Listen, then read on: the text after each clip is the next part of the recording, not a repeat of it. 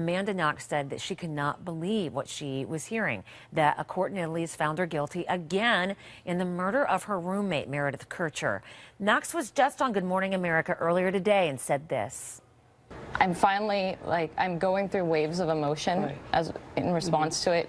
My first reaction was, no, this is wrong, and I'm going to do everything I can to prove that it is.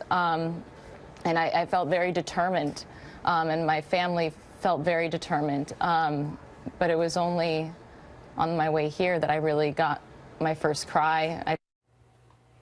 So we're joined right now by HLN's Jane Velez-Mitchell is joining us in New York, and by News Now on the Case, Vinnie Politan. And let's talk first. So Jane, first, the reaction. Are we surprised here that she was found guilty again? And around we go with this Italian system. This is less of a criminal justice system and more of some kind of crazy stage play. I mean, this has been insane.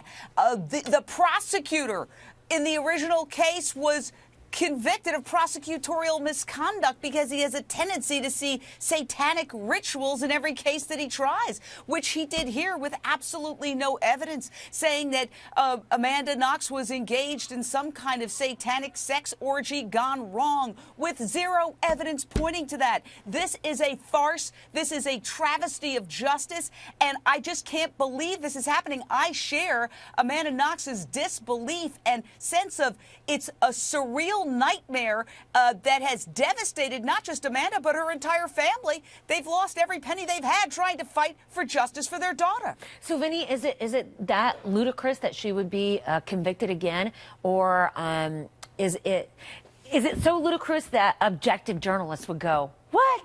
Yeah, absolutely. And here's why. Because there's someone who did it. That person's been convicted. His name is Rudy Gaudet.